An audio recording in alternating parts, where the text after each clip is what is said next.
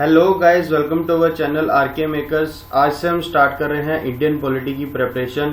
आप इन video lectures को देखकर अपनी प्रिपरेशन जो है वो फुलफिल कर सकते हैं और आगे जो है आप अपने रेफरेंस ले सकते हैं। इस वीडियो में हम स्टार्ट कर रहे हैं इंडियन पॉलिटी एम लक्ष्मीकांत की जो बुक है उसके नोट से, जो कि बेसिकली यूज होती है सिविल सर्विसेज एग्जामिनेशन में। सो फर्स्ट ऑफ ऑल आज हम कवर करेंगे पार्ट 1, जिसमें हमारे पास ये हम इंडेक्स देख रहे हैं, जिसमें हमारे पास 11 जो है वो सब टॉपिक्स हैं, चैप्टर्स हैं, उनको आज हम कवर करेंगे। सबसे पहले हमारे पास टॉपिक है वो है हिस्टोरिकल बैकग्राउंड का। हम देख रहे हैं कि जैसे ये बुक है जो वो इंडियन कॉन्स्टिट्यूशन की है, इंडियन जो पॉलिटी की है, उसमें हमारे पास हिस्ट्री की क्या बैकग्राउंड की जो हमें रिक्वायरमेंट है। सबसे पहले हमें ये समझना पड़ेगा कि हमारी हिस्ट्री में कौन कौन से रिवोल्ट्स आए हैं, एक्ट्स आए हैं, जिनको हमें हमारी कंट्री के पॉलिटिकल व्यूज के अकॉर्डिंग हमें स्मूथली हमारी कंट्री जो है वो रन होनी चाहिए थी। इसलिए हमें हिस्टोरिकल बैकग्राउंड जो है वो हमें प्रोवाइड करा गया है। इसमें हम देखते हैं कि डिफरेंट टाइप्स ऑफ रूल्स हैं। सबसे पहले हमें थोड़ी सी इंटरफेस दिया गया है इसका। उससे पहले हम देखते हैं कि द कंपनी रूल 1773 से लेकर 1858, जिसमें रेगुलेशन एक्ट आया था। इस एक्ट का बेसिकली फीचर्स ये थे कि ये गवर्नर ऑफ बंगाल जो थे उनको गवर्नर जनरल बनाया गया था बंगाल का, और एक एग्जीक्यूटिव काउंसिल जो 4 मेंबरों की थी वो करवाई गई थी यहाँ पर एस्टेब्लिश। और जो पहला यहाँ पे गवर्नर जनरल था वो यहाँ पर थे लॉर्ड वारन हास्टिंग्स। और ये जो गवर्नर थे इनको बॉम्बे और मद्रास का जो था गवर्नर जनरल बनाया गया था।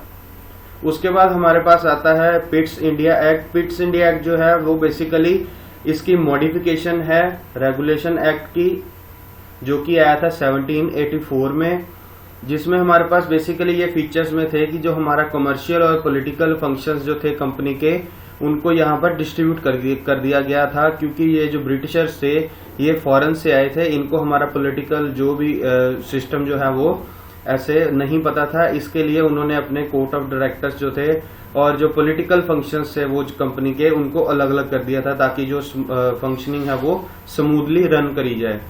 इसमें उन्होंने कोर्ट ऑफ डायरेक्टर जो थे उनको कमर्शियल अफेयर्स दिए थे, लेकिन नई एक बॉडी बना दी गई थी जिसमें जो कि कही गई थी बोर्ड ऑफ कंट्रोल्स की, ताकि जो पॉलिटिकल अफेयर्स हैं जो यहाँ पर भी मैनेजमेंट जो जिसमें इजी हो, उसके लिए इन्होंने बोर्ड ऑफ काउंसिल जो है वो बनाया गया था।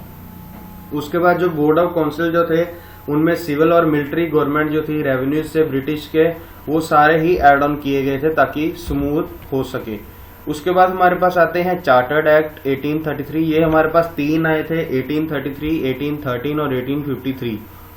फर्स्ट हमारे पास जो चार्टर्ड एक्ट था, इसमें क्या था, गवर्नर जनरल जो बंगाल के थे उसको गवर्नर जनरल इंडिया का बना दिया गया था, और सारी मिलिट्री और सिविल पावर जो थी उनको प्रोवाइड करी गई थी ताकि एक बंदा जो है वो इंडिया पर रूल कर सके और जो बाकी जो है वो उनमें सब पार्ट्स बनकर स्मूथली रन करवा सके।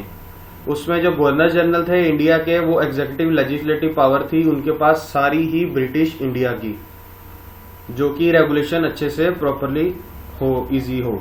उसके बाद इन्होंने एक्टिविटीज जो थी वो फास्ट कर दी थी, जिसमें ईस्ट इंडिया कंपनी जो थी उसको एक कमर्शियल बॉडी बनाया गया था, जिसमें ताकि ये ऐसे शो कर सकें कि ये एक कमर्शियल बॉडी है, हम काम करने आए हैं यहाँ पर। इसीलिए इन्होंने ईस्ट इंडिया कंपनी के नाम पर बहुत सारी जो ट्रीटीज की थी और बहुत सारे एक्ट्स जो हैं वो लागू किए थे। उसके बाद चार्टर्ड एक्ट जो 1853 का है, वो उसके बाद 1833 के बाद ही एक 20 ईयर्स का गैप डालकर 1853 में आया, जिसमें जो बेसिक फंक्शंस जो हैं, इसमें जो लेजिस्लेटिव और एग्जीक्यूटिव फंक्शंस हैं गवर्नर जनरल के, उसको अलग अलग करा गया था। और फर्स्ट टाइम इसमें सिविल सर्वेंट्स जो थे उनकी रिक्रूटमेंट जो है स्टार्ट करी गई थी। फर्स्ट सिविल सर्विसेज को एग्जामिनेशन जो थे वो इसी एक्ट में लाए गए थे, क्योंकि इनको रन करने के लिए चाहिए थे बहुत ही एडवांस और अच्छी नॉलेज वाले लोग, जो इनकी जो लोगों को अप्रोच है वो इजीली फुलफिल हो जाए इनकी। उसके बाद आता है क्राउन रूल 1858 से लेकर 1947। ये जो दौर था ये बेसिकली बहुत ही स्ट्रॉन्ग दौर था, क्योंकि इस दौर को क्राउन रूल इसीलिए कहा जाता है क्योंकि यहाँ पर जो भी रूल करेगा उसके ऊपर सारी इंडिया की जो है वो क्राउन होगा। सारा ही व्यापार जो भी हमारे पास एसिड्स हैं, जो गोल्ड है, सभी टाइप्स के जो एसिड्स हैं, स्पाइसेस के लिए जाना जाता है इंडिया, वो सभी इस चीजों पे रूल करेगा। उसके बाद इसके बाद एक्ट आया था गवर्नमेंट ऑफ इंडिया एक्ट 1858 में। इसमें जो था रिवोल्ट हुआ था उसके पिछले साल ही, रिवोल्ट ऑफ 1857, जो आप बहुत ही ज्यादा जानते होंगे, जिसको लोग ये भी कहते थे कि ये है first world war of independence है। इसमें भी बहुत सारी ट्रीटीज हुई, गवर्नमेंट को पावर्स मिली गई, छीनी गई, और जो रेवेन्यूज था वो ब्रिटिश क्राउन के पास चला गया था। फीचर्स जो थे इसमें, फीचर्स बहुत सारे फीचर्स थे यहाँ पर। जो गवर्नर जनरल पहले प्रोवाइड करी थी, जबकि सबसे पहले जनरल थे इंडिया के, उसके बाद गवर्नर जनरल आए, उसके बाद जो इनका नाम था वो वॉइसरॉयस डाल दिया था, जो कि डायरेक्टली रिप्रेजेंट करते थे ब्रिटिश क्राउन को इंडिया में। लॉर्ड कनिंग्स जो थे वो फर्स्ट वॉइसरॉय जो थे वो इंडिया के बने थे, लॉर्ड कनिंग्स। उसके बाद बोर्ड ऑफ कंट्रोल्स और बोर्ड ऑफ डायरेक्टर्स जो थे वो डबल गवर्नमेंट चलने लगे थे। डबल गवर्नमेंट जैसे कि एक गवर्नमेंट जो है वो पैसे ले रही है, एक गवर्नमेंट जो है वो रेवेन्यू कलेक्ट कर रही है, ऐसे ही ये डबल गवर्नमेंट जो थे वो चला रहे थे। उन्होंने नया ऑफिस बनाया अपना secretary of state for India के लिए इंडिया में, ताकि उनकी जो एडमिनिस्ट्रेशन है वो इंडिया में और स्ट्रांग हो जाए और जो कंट्रोल है वो पूरा ही इनके पास आ जाए। उसके बाद इसमें ब्रिटिश कैबिनेट्स के मेंबर्स थे और ब्रिटिश पार्लियामेंट यहाँ पर हुआ, जिसमें कि 15 मेंबर जो थे वो काउंसिल ऑफ इंडिया में इनके थे, और जो थी वो एडवाइजरी कमेटी भी थी, इसको जो काउंसिल थी, मतलब 15 मेंबर्स की जो काउंसिल थी वो as a advisory committee body भी काम करती थी। उसके बाद हमारे पास इंडियन काउंसिल एक्ट्स आए हैं 1861, 1892 और 1901। ये जो है इनके मैं आपको थोड़े थोड़े ब्रीफ बताता हूं। जैसे कि बिगिनिंग में जो इंडियन से लॉ मेकिंग प्रोसेस जो था वो इनको बहुत ही सोच समझ के बनाना था, क्योंकि अगर ये अगेंस्ट बनाते तो सारी प्रजा जो थी, वो जो इंडियंस थे जो गुलामी झेल रहे थे, वो सभी ही आंदोलन के लिए आ जाते, और उसके बाद इनकी जो भी एडमिनिस्ट्रेशन है वो स्मूथली रन नहीं हो पाती।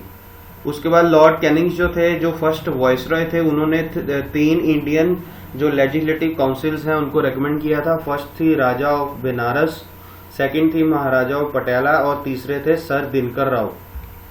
उन्होंने ये रेकमेंड की थी। उसके बाद उन्होंने इनिशिएट लिया था कि डिसेंट्रलाइज करी जाए, ताकि जो लेजिस्लेटिव पावर जो थी हमारे पास बॉम्बे और मद्रास की, वो हमारे पास ही रहे, क्योंकि बॉम्बे और मद्रास जो था वो बेसिकली जो भी बाहर से आता था वो वहीं पर अपनी जो फैक्ट्रीज जो है वो वहां पर लगाते थे, और अच्छा खासा रेवेन्यू जो था वो कमाते थे वहां से। उसके बाद यहाँ पर नॉर्थ वेस्टर्न फ्रंटियर प्रोविंस जो है वो फर्स्ट ऑफ ऑल एस्टेब्लिश हुआ था बंगाल और पंजाब में, जो कि 1862, 66 और 1897 में एस्टेब्लिश हुआ था। इस चीज ने जो वॉइसरॉय था उनको रूल्स बनाने और अपने ऑर्डर्स को मनवाने के लिए बहुत ही पावरफुल कर दिया था, जो कि अपने काउंसिल के साथ बिजनेस कर रहे थे। और जो लॉर्ड कैनिंग्स थे उन्होंने अपना पोर्टफोलियो भी बनवाया 1859 में, ताकि जो भी बाहर से आएगा और जो भी अपनी पावर्स हम ये मनवाना चाहेंगे लॉर्ड कैनिंग्स की, तो वो मनवा सकते हैं।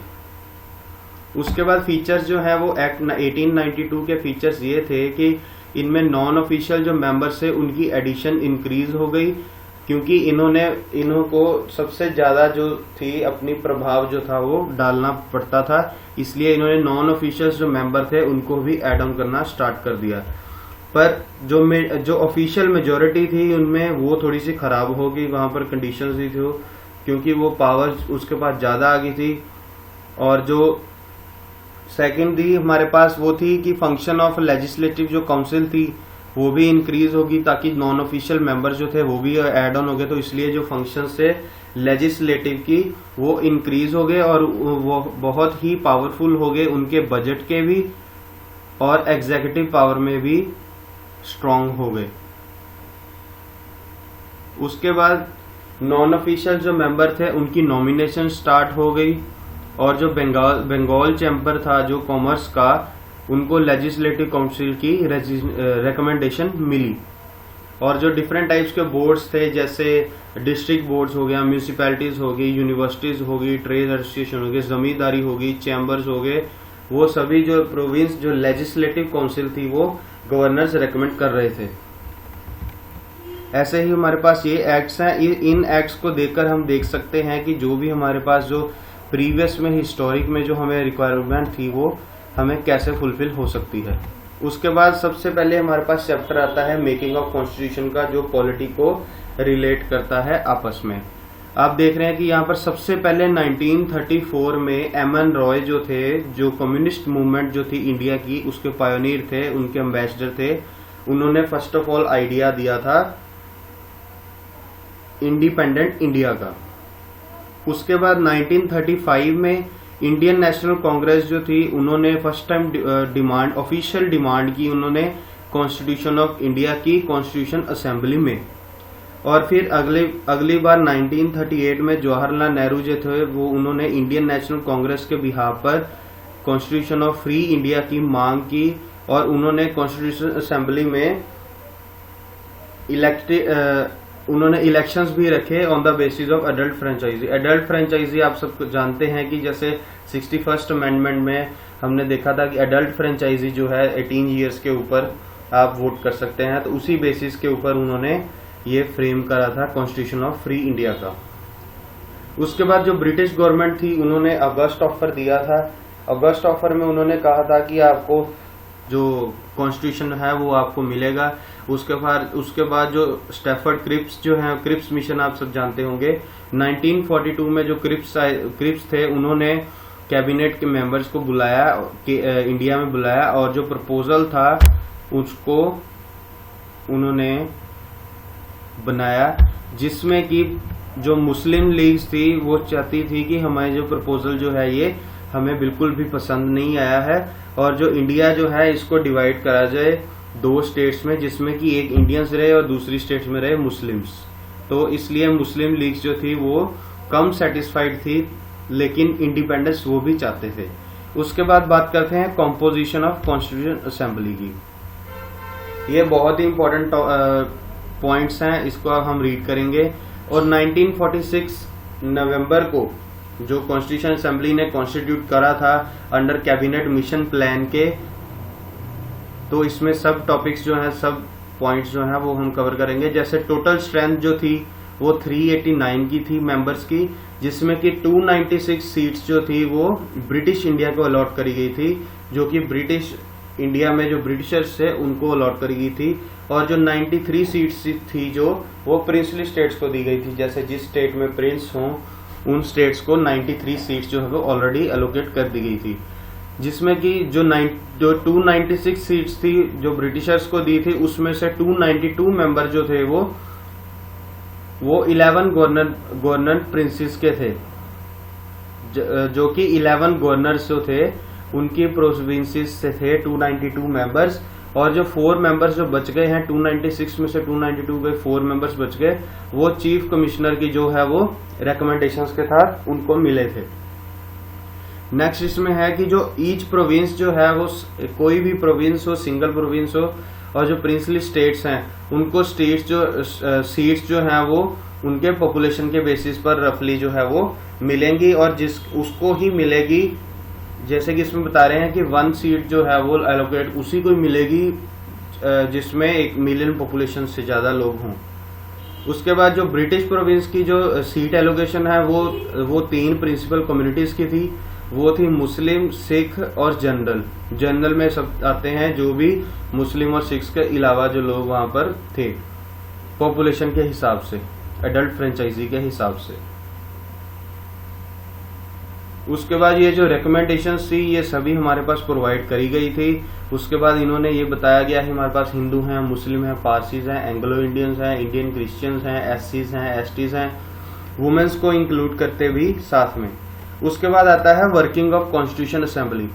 वर्किंग में हम देखेंगे कि कॉन्स्टिट्यूशन असेंबली की जो फर्स्ट मीटिंग जो थी वो थी 9 दिसंबर 1946 को, जिसमें कि जो मुस्लिम लीग जो थी उन्होंने बॉयकॉट कर दिया था, क्योंकि वो अपनी कंडीशंस जो है वो फुलफिल नहीं करवा रहे थे और वो इससे अनसेटिस्फाइड थे, इसलिए उन्होंने बॉयकॉट कर दिया।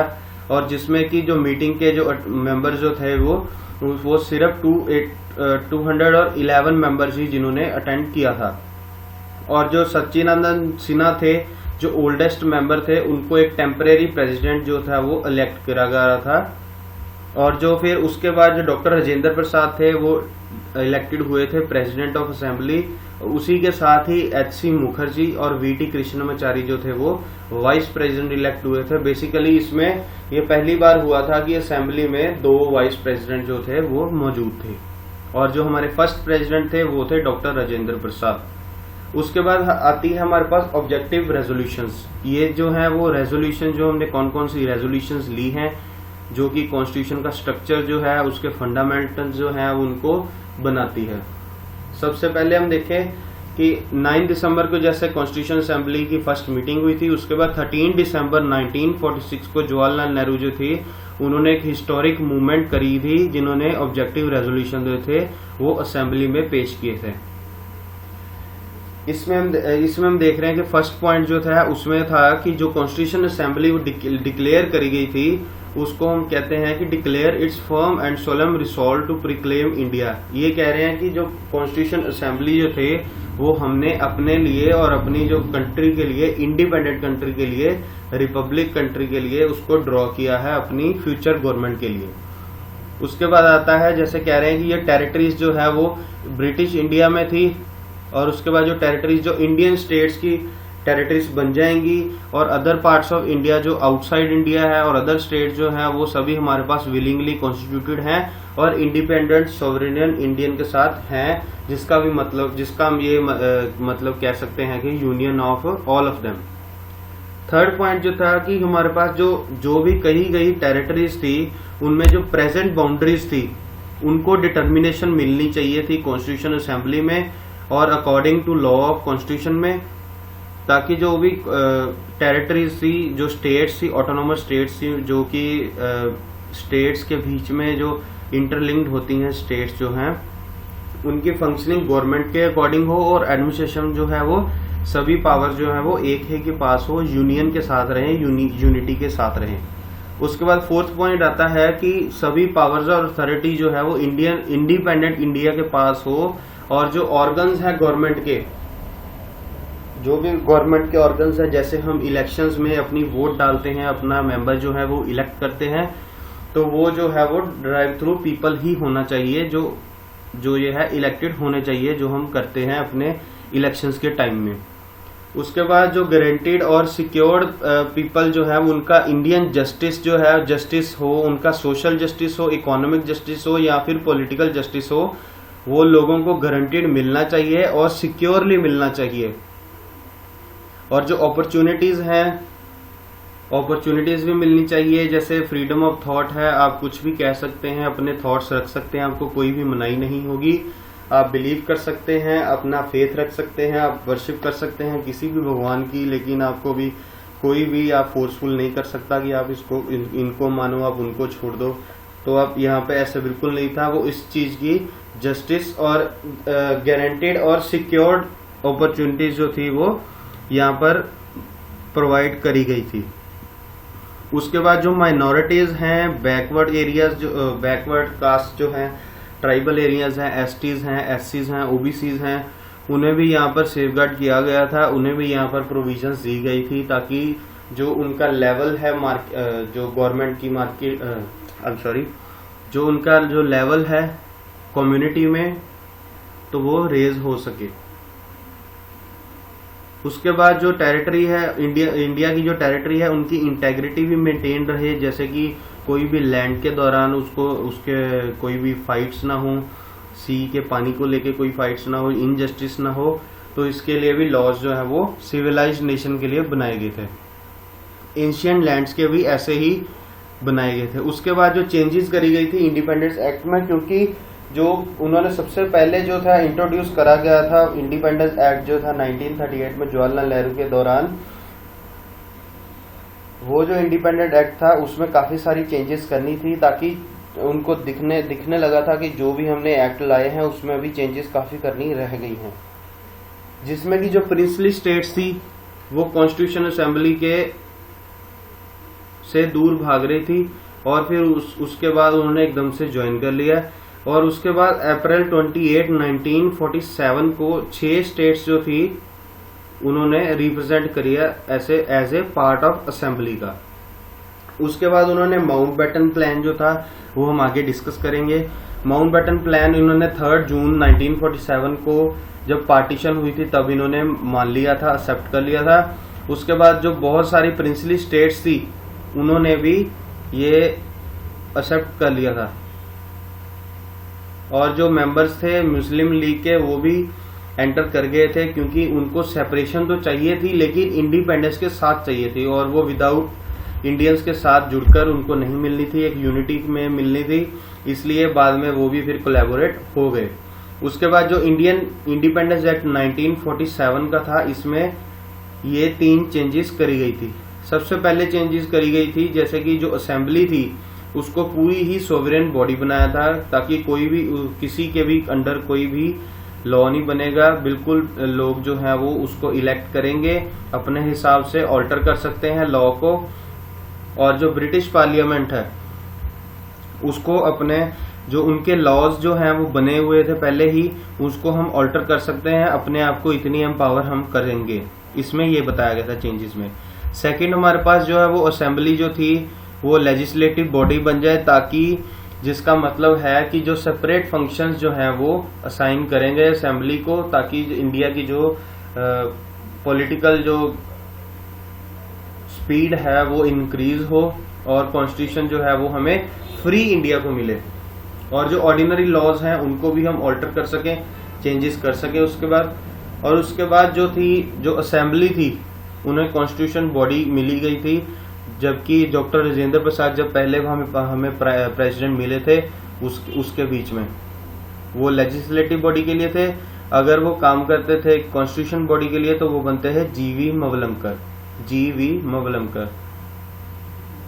थर्ड थी इसमें जो मुस्लिम लीग मेंबर्स थे जिन्होंने पहले प्रोटेस्ट किया था, बाद में फिर एकदम से हमारे साथ जुड़ गए थे इंडियंस के साथ। तो टोटल स्ट्रेंथ जो थी असेंबली की, जैसे कि इंडिया मुस्लिम्स के जाने तक हो गई थी 299, और जो मेन जो थी वो थी 389 ओरिजिनल जो 1946 में थी अंडर कैबिनेट मिशन प्लान।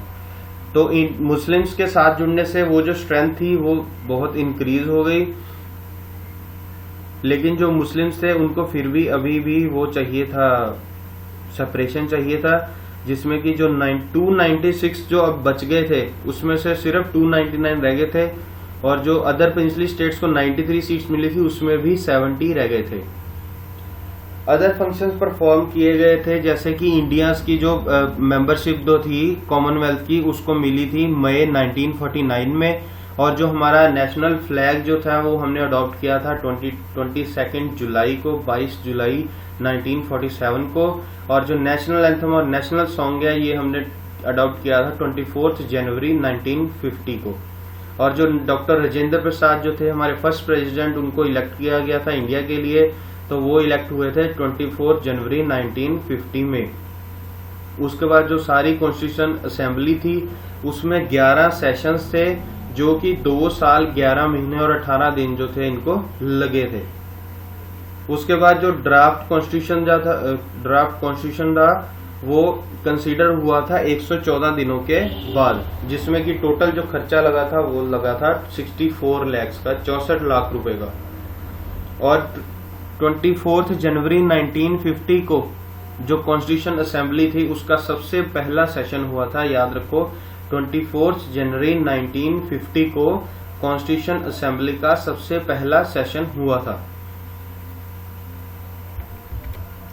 उसके बाद ये जो है ये डिफरेंट कमेटीज बनाई गई थी, ताकि जो हमारी गवर्नमेंट जो है, जो नया प्लान आए हैं, जो चेंजेस आए हैं इंडिपेंडेंस में, इंडिपेंडेंस एक्ट 1935 में, तो ये जो भी चेंजेस हैं वो उसको हम प्रॉपरली फुलफिल कर सकें, और जो रनिंग है वो स्मूथ हो सके हमारे कॉन्स्टिट्यूशन ऑफ इंडिया की। उसमें मेजर कमेटीज जो थी वो थी, सबसे पहली थी यूनियन पावर्स कमेटी, जो कि लीड कर रहे थे जवाहरलाल नेहरू, और अदर जो जवाहरलाल नेहरू लीड कर रहे थे वो थी union constitution committee. Third committee जो है वो प्रोविंशियल कॉन्स्टिट्यूशन कमेटी, जो वो सरदार पटेल कर रहे थे, और ड्राफ्टिंग कमेटी जो कर रहे थे वो थे doctor BR Ambedkar.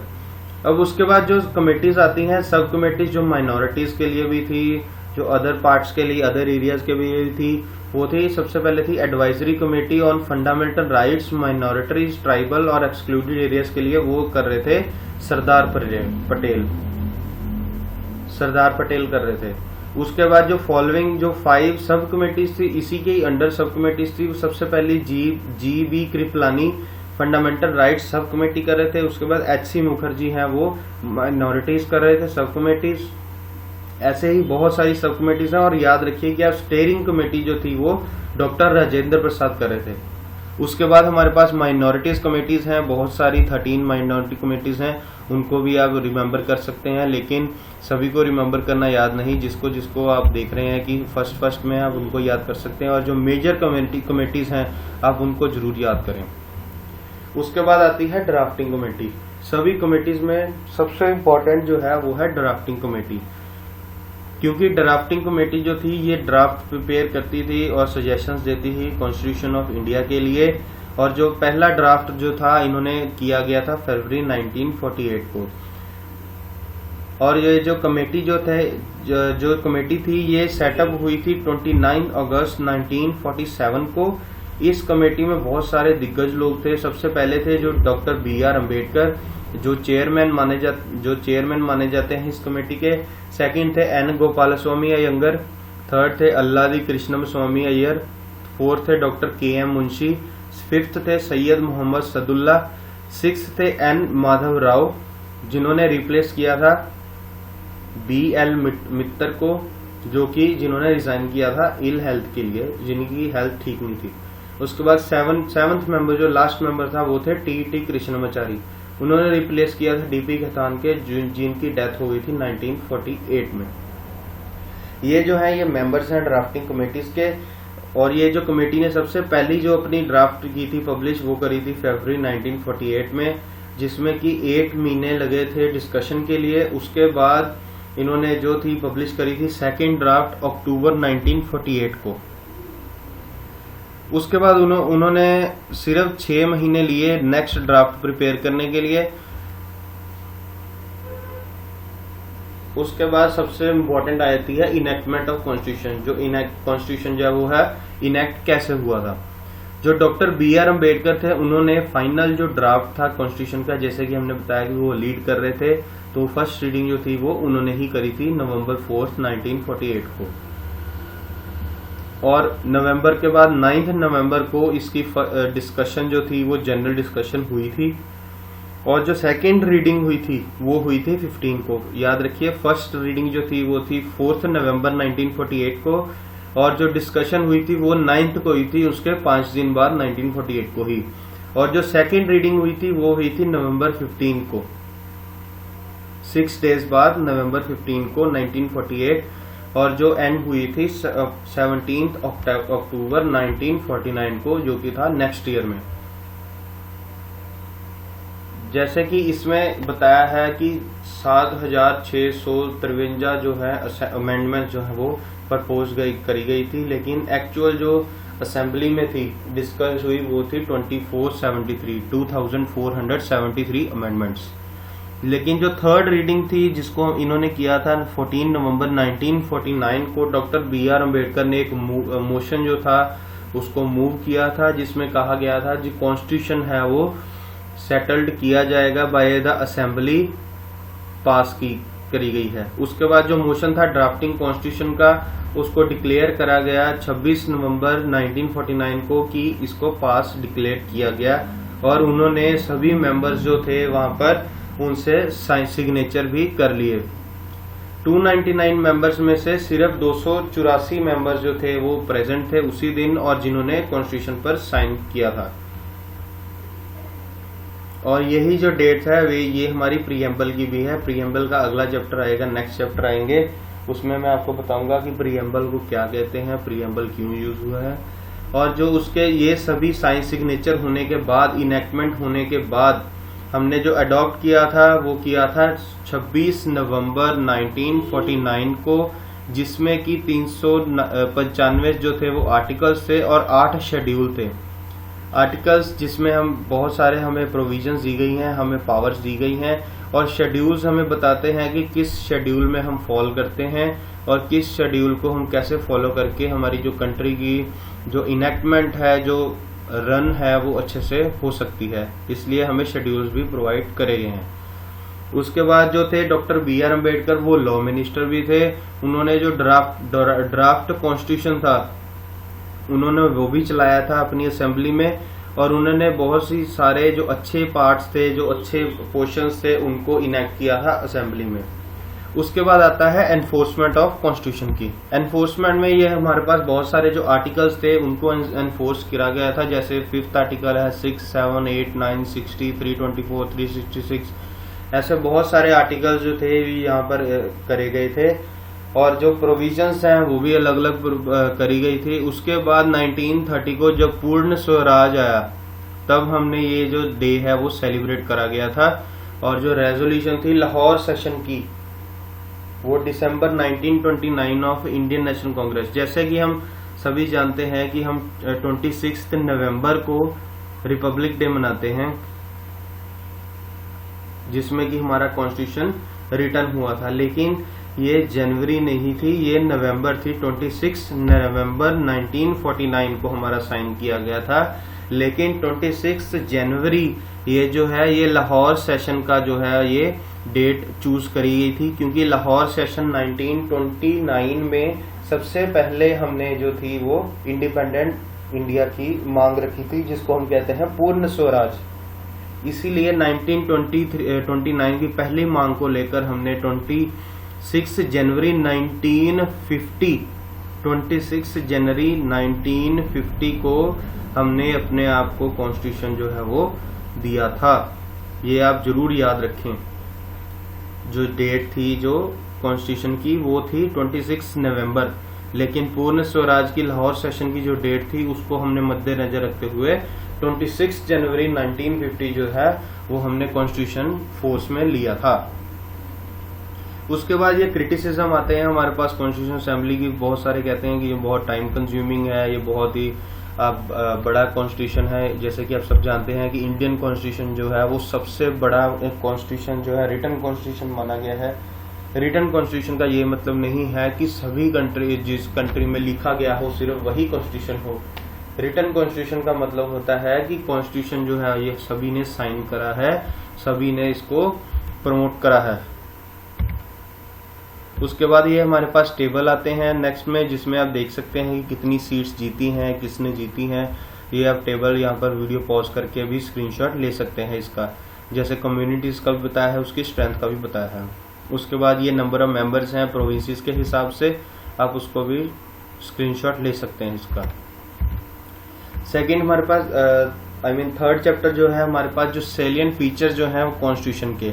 Salient features आपको नाम से ही पता लग जाता है कि कौन कौन से फीचर्स जो थे हमारे पास कॉन्स्टिट्यूशन के, जिससे हमारा जो इंडियन कॉन्स्टिट्यूशन है वो इतना यूनिक बना और इतना बड़ा कॉन्स्टिट्यूशन बना जो कि ऑल ओवर वर्ल्ड में फेमस है। सबसे पहले ये जो कॉन्स्टिट्यूशन है इसमें नंबर ऑफ ओरिजिनल जो फीचर्स हैं कॉन्स्टिट्यूशन के वो बहुत सारे हैं। जैसे कि हमारे पास बहुत सारी अमेंडमेंट्स भी करी गई हैं, जैसे 7th अमेंडमेंट है, 42nd अमेंडमेंट है, 44th अमेंडमेंट है, 73rd अमेंडमेंट है।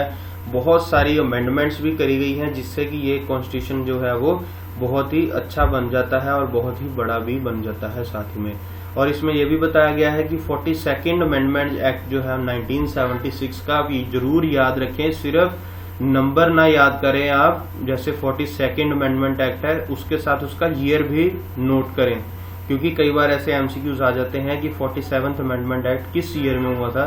4 ऑप्शंस दिए जाएंगे आपको, और अगर आपको ईयर पता होगा साथ में तो आप उसको आंसर दे सकते हैं, नहीं तो आपका आंसर जो है वो वहीं पर गलत हो जाएगा। जैसे कि हम देख रहे हैं यहाँ पे 42nd अमेंडमेंट एक्ट जो है 1976 में अमेंड हुआ था, और इसको हम मिनी कॉन्स्टिट्यूशन भी कहते हैं, क्योंकि इसमें बहुत ही ज्यादा चेंजेस करी गई थी और अलग अलग पार्ट्स में चेंजेस करी गई थी कॉन्स्टिट्यूशन के। उसके बाद केशवानंद भारती केस आता है, जिसमें सुप्रीम कोर्ट ने कहा था कि कॉन्स्टिट्यूशन पावर जो है वो पार्लियामेंट की अंडर 368 आर्टिकल। अगर आपके पास बुक है आपके पास तो सबसे अब लास्ट में जाएंगे तो आपको आर्टिकल्स की पूरी लिस्ट मिल जाएगी, कौन कौन से आर्टिकल्स हैं। आप वहां से आर्टिकल देख सकते हैं। अगर नहीं होगी, अगर आपके पास बुक नहीं है तो मैं आपको डिस्क्रिप्शन में जो PDF हो वो दे दूंगा, आप उससे भी देख सकते हैं, जिसमें बेसिक स्ट्रक्चर जो कॉन्स्टिट्यूशन का वो दिया गया है। उसके बाद सेलिएंट फीचर्स की बात करते हैं। सबसे पहले हमारे पास फीचर्स है वो है लेंथिएस्ट रिटन कॉन्स्टिट्यूशन का।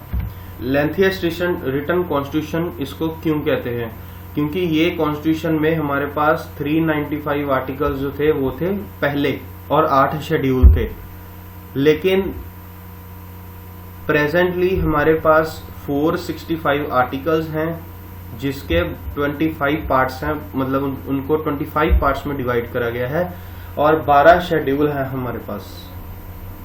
इसीलिए इसको बहुत सारा लेंथीएस्ट रिटन कॉन्स्टिट्यूशन माना गया है, क्योंकि इसमें ज्योग्राफिकल फैक्टर्स भी हैं, हिस्टोरिकल फैक्टर्स भी हैं, और जो कॉन्स्टिट्यूशन सेंटर और स्टेट दोनों के हैं, अकेले सेंटर के हैं, अकेले स्टेट के भी हैं, और जो डोमिनेंस है कॉन्स्टिट्यूशन असेंबली की वो भी इसमें एड ऑन है। इसलिए इसमें बहुत ही सारे रिसोर्सेज जो हैं वो प्रोवाइड करे गए हैं, और इसके लिए इसका जो कॉन्स्टिट्यूशन है वो लेंथीएस्ट रिटन कॉन्स्टिट्यूशन है।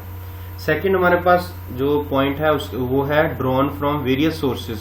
इसका मतलब है कि जो हमने कॉन्स्टिट्यूशन लिया है, जैसे USA से कुछ ले लिया हमने, रशिया से कुछ और ले लिया, ऐसे बहुत सारे हमने वेरियस सोर्सेज जो से उसमें कलेक्ट किया है वहां से, ताकि जो हमारा कॉन्स्टिट्यूशन है वो अच्छा बन जाए।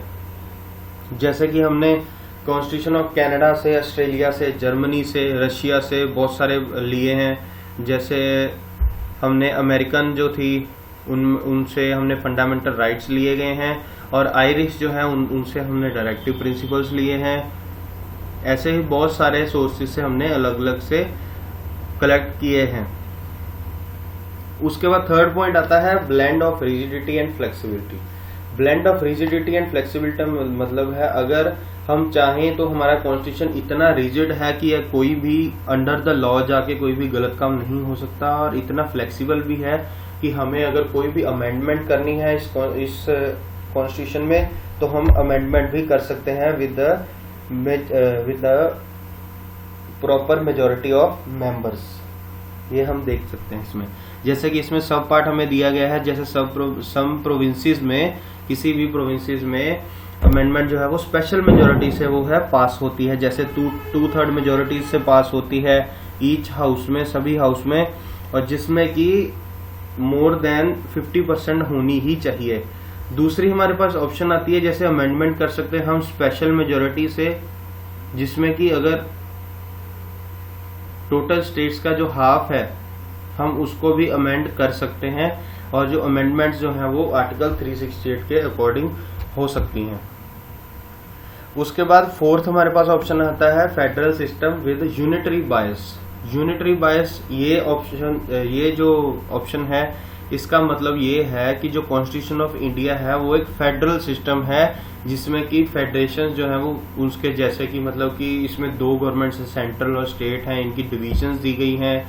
ये रिटन कॉन्स्टिट्यूशन है, इसमें सुप्रीमेसी है जैसे कॉन्स्टिट्यूशन की, इसमें रिजिडिटी है, इसमें इंडिपेंडेंट जुडिशरी है, मतलब जुडिशरी को कोई भी आप हिला नहीं सकता। सुप्रीम कोर्ट की जो जुडिशरी है, जो जुडिशरी है उसको सुप्रीम माना जाता है, उसमें बाइकैमरलिज्म है। उसके बाद जो यूनिटरी है वो नॉन फेडरल फीचर्स भी हैं, जैसे स्ट्रॉन्ग सेंटर है, इसमें सेंटर जो है वो स्ट्रॉन्ग दिया गया है। सिंगल कॉन्स्टिट्यूशन है, इसमें सिंगल सिटीजनशिप प्रोवाइड की है। सिंगल सिटीजनशिप का मतलब बहुत सारे लोगों को नहीं पता। जैसे कि हम पंजाब में रहते हैं तो हमें पंजाब के लिए अलग सिटीजनशिप जो है वो नहीं चाहिए। अगर हम इंडियन सिटीजन है, हमारे पास आधार कार्ड है तो वो मोर देन इनफ है। उसके बाहर जाकर हमें कोई भी सिटीजनशिप जो है वो नहीं लेनी पड़ती इंडिया के लिए, चाहे हम आसाम जाएं, चाहे हम केरला जाएं, तमिलनाडु जाएं, चाहे हम मध्य प्रदेश जाएं, कहीं भी जाएं, लेकिन हमें अलग जो है वो सिटीजनशिप नहीं लेनी पड़ेगी। तो अगला पॉइंट जो था वो है parliament form of government. Parliament form of government कहती है कि जो मेजॉरिटी पार्टी जो होती है वो रूल करती है। जैसे कि हमें भी पता है जो मेजॉरिटी पार्टी होती है, जिसको सबसे ज्यादा वोट्स मिलते हैं, वही पार्टी जो है वो रूल करती है। और जो मेंबर्स होते हैं, जो मिनिस्टर्स होते हैं, वो लेजिस्लेटिव में मेंबर्स होते हैं। और जो लीडरशिप होती है वो हमें पता है कि वो प्राइम मिनिस्टर की होती है लीडरशिप, और सीएम की लीडरशिप होती है। उसके बाद सोवरियन और जुडिशली सुप्रीमेसी है हमारे पास।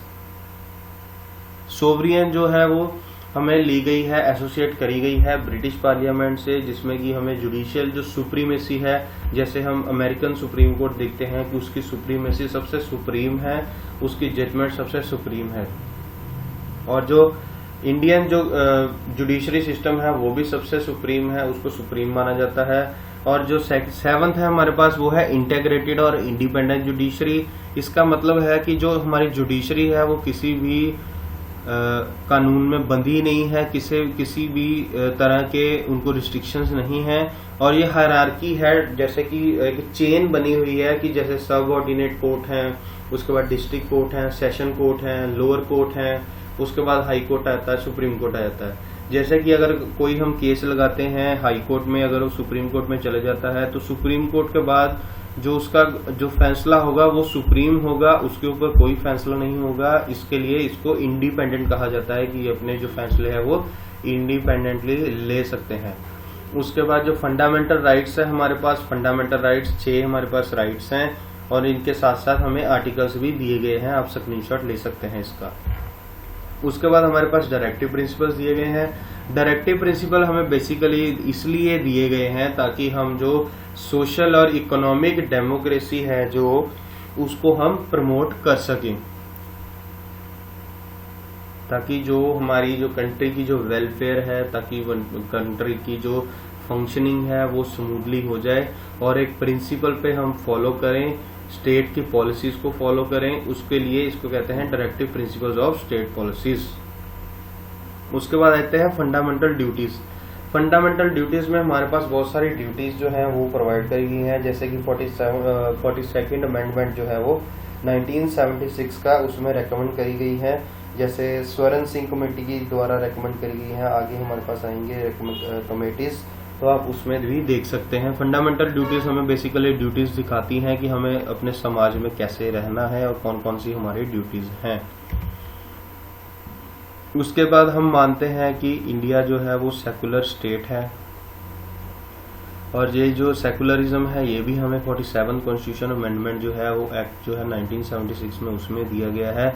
और ये जो कोई भी अगर पर्सन है उसको ट्रीट करा गया है, बिफोर द लॉ ट्रीट करा गया है, और उसको इक्वल प्रोटेक्शन दी गई है। जैसे हमारे पास यहाँ पर आर्टिकल्स जो हैं वो बहुत सारे दिए गए हैं, 14th आर्टिकल है, 15 है, 16 है, 25, 26, 27, 28, ऐसे बहुत सारे आर्टिकल्स दिए गए हैं। उसके बाद हमारे पास है universal adult franchise. Universal adult franchise जो थी, पहले एज 18 थी, पहले एज जो थी वो 21 ईयर्स की थी। मतलब कि अगर आप 21 ईयर्स के हो जाते हैं तो ही आपको वोट डालने का अधिकार है, जो कि था 1989 में।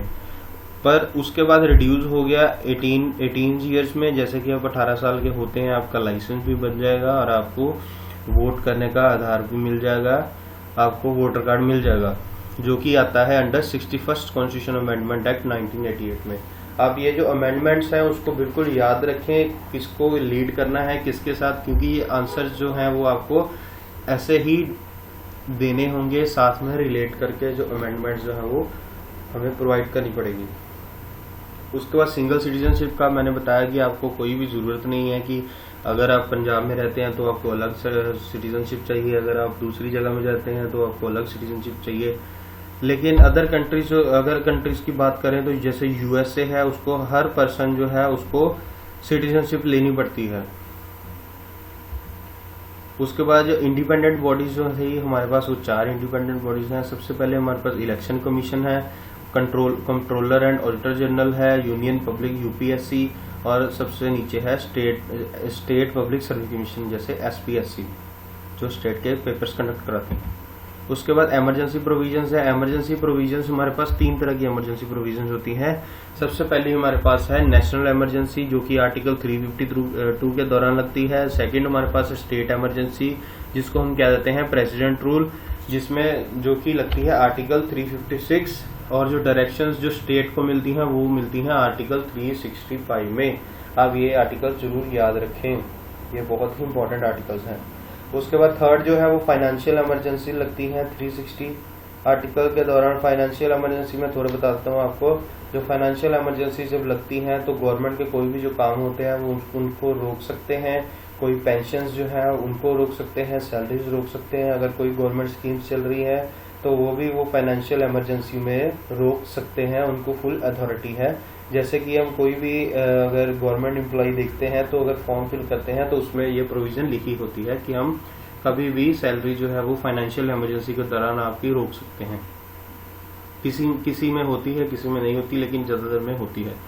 उसके बाद ये आती है 3 टायर गवर्नमेंट। 3 टायर गवर्नमेंट का मतलब कि यहाँ पर तीन टायर में गवर्नमेंट जो होती है लोकल होती है, जैसे पंचायती होती है, ये रेकमेंड करी गई है। जैसे रूरल जो लोकल गवर्नमेंट्स होती हैं। और शेड्यूल जो 11 है वो भी जाता है पंचायती राज को, और शेड्यूल 12 जो है वो बताता है हमें म्यूनिसिपैलिटीज को। नेक्स्ट हमारे पास ये टेबल है कि कॉन्स्टिट्यूशन ऑफ इंडिया का टेबल, ये हमारे पास पार्ट्स दिए गए हैं। उसके बाद ये डील करेगी हैं जैसे डिफरेंट टाइप्स ऑफ आपको आर्टिकल्स दिए गए हैं। आप आर्टिकल्स भी यहाँ से रीड कर सकते हैं, वीडियो पॉज करके आप स्क्रीनशॉट भी ले सकते हैं। उसके बाद फर्स्ट ऑफ ऑल हमारे पास आ जाते हैं ये शेड्यूल। ये शेड्यूल जो है ये हमें याद करने बहुत ही जरूरी है, क्योंकि आप अक्सर क्वेश्चन जो है वो शेड्यूल्स पर आते हैं और आपको शेड्यूल जो है वो इजीली रिमेम्बर होने चाहिए। जैसे फर्स्ट ऑफ ऑल हमारे पास फर्स्ट शेड्यूल जो है वो आप कोई भी स्टेट का और टेरिटरी की जुडिस्ट्रिक्शन है, जो नेम्स हैं वो इसमें आते हैं। सेकंड जो है वो आप कोई भी प्रोविंसेस जो अमोलमेंट्स हैं, अलाउंसेस हैं किसी भी, जैसे कि हमारे पास ये लिस्ट दी गई है प्रेसिडेंट के अलाउंसेस, गवर्नमेंट के एम्प्लॉयज वो इसमें इंक्लूड होते हैं, चेयरमैन है, स्पीकर है, जजेस हैं, वो इसमें सारे अलाउंसेस जो है वो इंक्लूड होते हैं इस शेड्यूल में, जो कि है सेकंड शेड्यूल। थर्ड शेड्यूल है जिसमें हम ओथ्स लेते हैं, फॉर्म्स ऑफ ओथ और अफर्मेशन, जिसमें कि यूनियन मिनिस्टर हैं, मेंबर ऑफ पार्लियामेंट है, जजेस हैं, कंट्रोलर ऑडिटर जनरल हैं, स्टेट मिनिस्टर हैं, कैंडिडेट्स हैं जिनको इलेक्ट किया गया स्टेट लेजिस्लेचर के लिए, जजेस हैं। फोर्थ शेड्यूल है allocation of seats in Rajya Sabha to the states and UTs यानी यूनियन टेरिटरीज। और जो फिफ्थ शेड्यूल है वो है प्रोविजंस रिलेटिंग टू एडमिनिस्ट्रेशन, जो भी एडमिनिस्ट्रेशन और कंट्रोल है एससीज और एसटी का उसके रिलेटेड है ये शेड्यूल। और जो सिक्स शेड्यूल है वो भी एसटीज के रिलेटेड है, लेकिन वो शेड्यूल्ड एरियाज जो है वो दिए गए हैं यहाँ पर, जैसे असम, मेघालय, त्रिपुरा, मिजोरम। और जो सेवन शेड्यूल है इसमें तीन लिस्ट है हमारे पास, state list, union list, state list और कॉन्करेंट लिस्ट, जिसमें कि हमारे पास सब्जेक्ट्स भी हैं वो भी हमें रिमेम्बर करने होंगे। और इसमें जो 8th शेड्यूल है, 8th शेड्यूल में हमारे पास लैंग्वेजेस है वो एड ऑन की गई हैं, जो कि की गई हैं 92nd अमेंडमेंट एक्ट ऑफ 2003 के दौरान। और यहाँ पर बहुत सारी छोटी छोटी अमेंडमेंट्स लिखी गई हैं, जैसे 21st अमेंडमेंट एक्ट है 1967 का, जिसमें कोंकणी, मणिपुरी, नेपाली जो है वो ऐड करी गई है, वो 71st अमेंडमेंट में ऐड करी गई है। और जो उर्दू, सिंधु, तेलंगानी, सिंधी, तमिल, तेलुगु जो है वो है 26th अमेंडमेंट 1967 में ऐड ऑन करी गई है। तो ये आपको अमेंडमेंट जो है वो भी याद रखनी पड़ेंगी। उसके बाद आता है 9th शेड्यूल। 9th शेड्यूल जो है वो एक्ट्स एंड रेगुलेशन जो है वो प्रोवाइड करता है। 10th शेड्यूल जो है वो आपको प्रोविजंस प्रोवाइड करता है, जिसको हम कहते हैं कि एंटी डिफेक्शन लॉ भी कह सकते हैं। अब सीधा इसको रिमेम्बर करें, 10th शेड्यूल जो है वो एंटी डिफेक्शन लॉ है। 11th शेड्यूल जो है वो है हमारे पास पंचायती राज का, और 12th शेड्यूल जो है वो हमारे पास है म्यूनिसिपैलिटीज का। और इसके आप अमेंडमेंट जो है वो जरूर याद रखें। उसके बाद ये हमारे पास ये भी एक बहुत ही इंपॉर्टेंट चार्ट है हमारे पास, वो जो है sources of constitution at a glance. जैसे सोर्सेज जो हमने लिए गए हैं हमारे कॉन्स्टिट्यूशन को बढ़ाने के लिए और उसकी जो फंक्शनिंग है उसको स्मूथ करने के लिए, ये जो चार्ट है इसको आप रिमेम्बर करें, अच्छे से रिमेम्बर करें, आप हाथ से लिखें। जो भी आपके पास जो चार्ट है वो प्रोवाइड करा गया है, आप इसका स्क्रीनशॉट लेकर इसके रिटन प्रैक्टिस करें। आप इसको जितना रिमेम्बर कर सकते हैं इसको रिमेम्बर करके रखें। उसके बाद ये आपको पढ़ने की जरूरत नहीं है, उसके बाद हमारे पास आ जाता है 4th चैप्टर जिसमें है प्रीएम्बल। प्रीएम्बल बेसिकली इसको माना जाता है, प्रीएम्बल इसको इसलिए कहा जाता है जैसे कि हम अगर कोई भी बुक पढ़ते हैं तो सबसे पहले उसका आता है प्रीफेस ऑफ बुक की, इस बुक में क्या क्या है।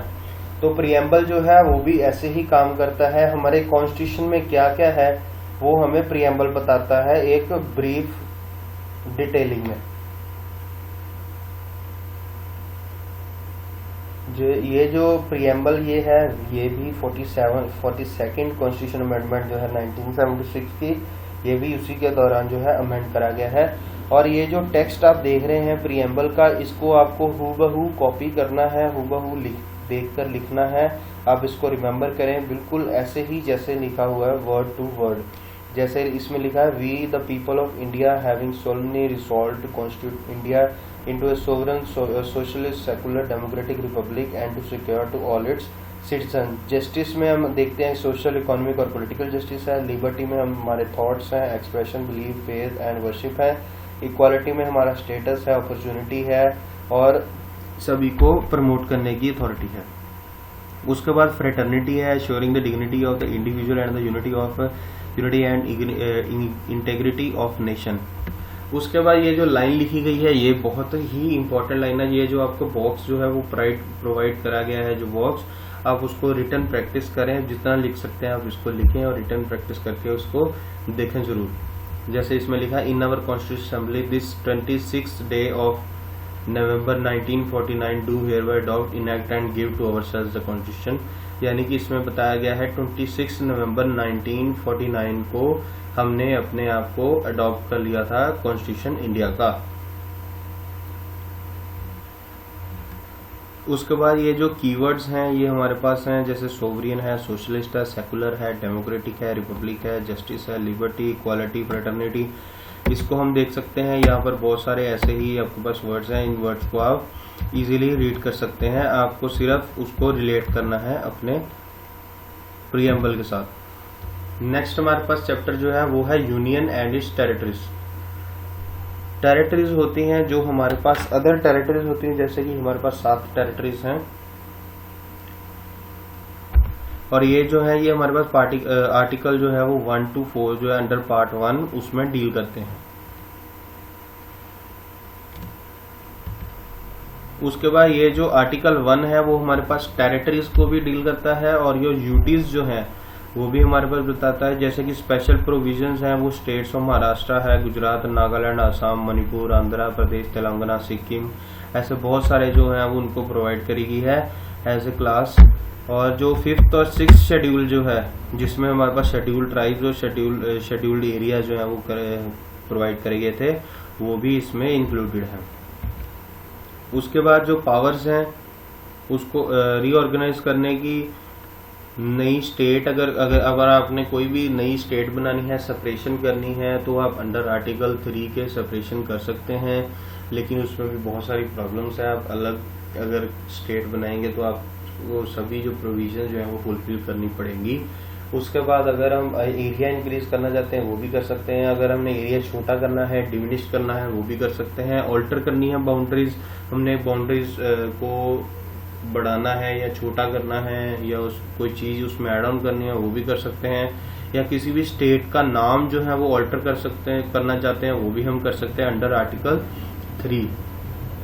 1 to 4 जो आर्टिकल है वो हम इसमें ऑल्टर कर सकते हैं ये सभी चीजें। उसके बाद ये हमारे पास आता है एवोल्यूशन जो है वो स्टेट्स की। उसके बाद इंटेग्रेशन आती है प्रिंसिपल स्टेट्स की, ये आपको थोड़ा थोड़ा ही रीड करना है, ज्यादा रीड करने की जरूरत नहीं है, आपका टाइम वेस्ट हो जाएगा। उसके बाद ये आपको स्टेट्स दी गई हैं, जैसे स्टेट्स जो है वो आप एटलस से भी रीड कर सकते हैं। उसके बाद आता है हमारे पास धार कमीशन और जेवीपी कमेटी। धार कमीशन और जेवीपी कमेटी में भी ये भी बहुत ही अच्छा हमारे पास टॉपिक है इसमें भी। जैसे कि जो जून 1948 को जब गवर्नमेंट ने अपॉइंट किया था एक linguistic provisions committee. Linguistic provisions commission का मतलब कि ये होता है कि अगर लैंग्वेज के अकॉर्डिंग किसी भी स्टेट को अपना प्रोविंस बनाना है, जैसे पंजाब जो है वो पंजाबी बोलते हैं, अगर वो अलग बनाना चाहते हैं, तेलुगु जो है तेलंगाना वाले अलग बोलते हैं और तमिल वाले जो अलग बोलते हैं, जो भी लैंग्वेज के बेसिस में हमारे प्रोविंसेस हैं, उसके लिए गवर्नमेंट ने एक लिंग्विस्टिक जो थी प्रोविंस वो बनाई थी, जिसको चेयर कर रहे थे SK धार, जिनके नाम से ही ये कमेटी जानी जाती है, धार कमीशन। और ये जो कमीशन थी, इसने सबसे पहले अपनी रिपोर्ट जो थी वो 1948 दिसंबर को जो थी वो रेकमेंड करी गई थी स्टेट्स को, और उसकी एडमिनिस्ट्रेटिव जो थी और लिंग्विस्टिक फैक्टर्स को मद्देनजर रखते हुए। लेकिन उसके बाद दिसंबर 1948 को जो लिंग्विस्टिक प्रोविजंस की अनदर जो थी वो रिपोर्ट जो थी वो प्रोवाइड करी गई थी। लेकिन उसके बाद JVP कमेटी जो थी वो भी बनाई गई थी, क्योंकि जो धार कमेटी थी उसको प्रॉपरली पॉलिसीज जो थी वो सेटिस्फाइड नहीं कर रहे थे। JVP कमेटी का मतलब है जवाहरलाल नेहरू, वल्लभ भाई पटेल, P फॉर पताभी, सीतारमैया। आप फिर से देखिए, JVP committee means J for Jawaharlal Nehru, V for Vallabh Bhai Patel and P for Pattabhi, Sitaramayya. और ये जो JVP कमेटी थी ये बनी गई, इन्होंने अपनी जो रिपोर्ट थी वो दी थी अप्रैल 1949 को। लेकिन जो रिपोर्ट थी वो रिजेक्ट हो गई थी लैंग्वेज के बेसिस से। लेकिन उसके बाद अक्टूबर 1953 को जो गवर्नमेंट ऑफ इंडिया थी उन्होंने फर्स्ट लिंग्विस्टिक स्टेट बनाई थी लैंग्वेज के अकॉर्डिंग। वो स्टेट थी आंध्रा स्टेट, जो कि सेपरेट करा था तेलुगु और जैसे तेलुगु स्पीकिंग और मद्रास के लोगों को।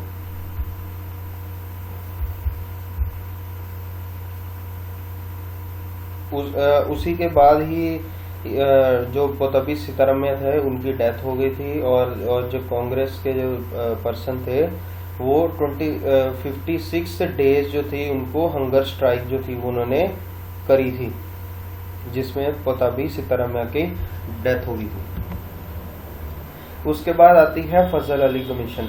फजल अली कमीशन जो थी वो बनी थी दिसंबर 1953 को, जिसमें 3 मेंबर थे, और जो मेंबरशिप जो चेयरमैनशिप थी वो थी फजल अली के नाम पे, और जो अदर 2 मेंबर्स थे वो थे TM पनिकर और HM कुमजू। उन्होंने अपनी रिपोर्ट जो थी वो दी थी सितंबर 1955 को, और उन्होंने लैंग्वेज जो थी वो एक्सेप्ट करी गई थी ताकि रिकॉग्नाइजेशन ऑफ स्टेट की हो। जैसे पंजाब जो है वो पंजाबी के लिए मशहूर है, और जैसे यूपी जो है वो हिंदी के लिए है, उनकी भोजपुरी लैंग्वेज के लिए माना जाता है। ऐसे ही डिफरेंट लिंग्विस्टिक और जो कल्चरल बेसिस पर जो हम कह सकते हैं कि ये यहाँ पर डिस्टिंग्विशमेंट हुई थी। और यहाँ पर 4 पॉइंट्स भी दिए गए हैं जिसको हम देख सकते हैं। मेजर जो फैक्टर्स आप कह सकते हैं, जैसे प्रेजर्वेशन और strengthening of unity and security of the country, जैसे कोई भी प्राचीनता जो है जो हम, और जो स्ट्रेंथनिंग है, जैसे लोग जो है आपस में यूनिटी में रहते हैं, हम उसको भी बरकरार रखें। और लिंग्विस्टिक और कल्चरल होमोजेनिटी, जो लिंग्विस्टिक जो लैंग्वेज में बेसिस पे है, जैसे कि कोई भी जैसे अगर हिंदी बोलने वाला जो है वो मुसलमानों का भी कल्चर देखते हैं, उनको अच्छा लगता है, तो हम ऐसे ही देख सकते हैं सभी आपस में मिलकर रहें।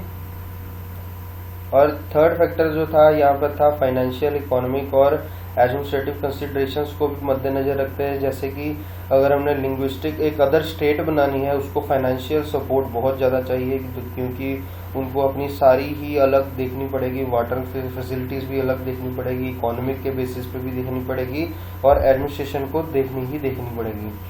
उसके बाद जो है प्लानिंग और प्रमोशन जो थी स्टेट की, वो भी उसको देखनी पड़ती, तो इसलिए फजल अली कमीशन जो थी वो प्रोवाइड करी गई थी।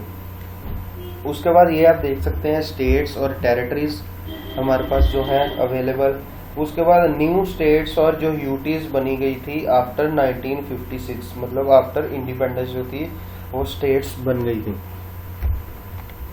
सबसे पहले हमारे पास महाराष्ट्र, गुजरात 1960 में बनी थी। दादर नगर हवेली जो थी वो 1961 में बनी थी, जो कि 10th कॉन्स्टिट्यूशन अमेंडमेंट के लिए बनी थी। उसके बाद जो गोवा, दमन एंड दीव जो है वो भी 1961 में बनी थी। पुडुचेरी का नाम पहले पौंडीचेरी था, फिर पुडुचेरी नाम बन गया। और इस ऐसे ही बहुत सारी जो हमारे पास स्टेट्स जो हैं उनके रिकमेंडेशन दिए गए हैं, आप उसमें बुक्स में पढ़ सकते हैं और स्क्रीनशॉट ले सकते हैं।